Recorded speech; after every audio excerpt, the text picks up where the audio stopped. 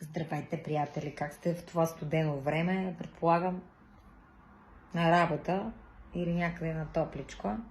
Аз защо съм на топло и ме преразполага след картината, която нарисувах. Аз си оправя косата малко така. Винаги трябва да се оправя. Да ви разкажа пак една моя интересна история. Този път няма нищо общо с другите, които съм разказала. Пак от кариерата ми, разбира се. Имам чувство, че цяла година мога да разказвам истории без да се повторят. Просто така изведнъж ще си ги припомням, защото те са емоционални и са свързани с моя живот и с моята работа, срещата ми с вас. Така, аз съм на участие, където изключително пея народна музика. Много често така ме канят. Или съм с моите по-фолк парчета познати, ретро, или пък от новите. Но понякога изключително ме канят само с народна музика. Защото мога да пея повече от 2 часа народна музика. Имам доста репертуар, наистина. Но в случая не да се хваля колко репертуара имам, а какво се случи по време на това участие. Хората се събрали на площад, играят.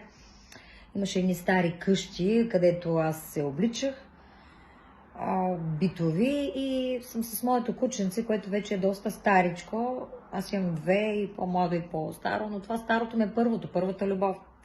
Кученцето Арчи, което се е снимал в моя клип "Нейните неща", вече е към 11 годишен. И малко по-трудно се движи. И аз съм си го сложила в една чантичка, защото много обичам да си го придвижвам с мене. Когато съм далеч от семейството, ми е скучно и не че се чувстваш самотен, но липсва ти някой от дома. И единствено кучето може да дойде с мен.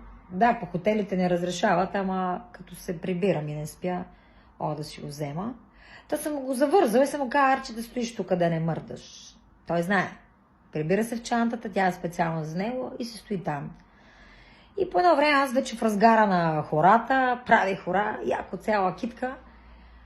И гледам, че хората се смеят, играят и много се забавляват. И аз се обръщам, нищо не виждам. Ама ми се смеят на гърба нещо отзад. Аз викам: "Леле, сигурно сутина ми се откопчала, па знам ли какво е станало? Или някаква пафта е паднала, или е закопчана обратно." Не знам ли какво е станало. Всичко се случва, ама сега не мога да се обръщам директно отзад. И какво се случва?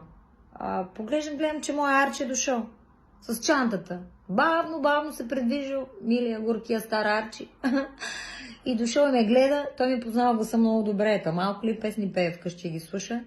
Седнал и си слуша, ма както фен слуша песни, повярвайте ми, който има куче може да разбере. Аз, когато съм нямала куче, смятах, че хората с кучета са полудели или са тотално изперкали. Това ми беше. Но когато се вземеш куче и виждаш каква емоция, каква радост има между тебе и него, каква връзка, просто наистина го разбираш. Става ми толкова мило. Не вярвах, че от това нещо може да ми се случи, че наистина кучето ми ще дойде, така ще ме накара да се почувствам добре. И аз му казвам: "Арчи, изчезвай, нали докато пея? Изчезвай, ти казвам." Му се скарах там леко, като негова майка. Няма, то се седи, не мърда оттам, хареса му. Хвърлиха му едно кебабче, си хапне, много добре се чувства и какво да прави, остана си там.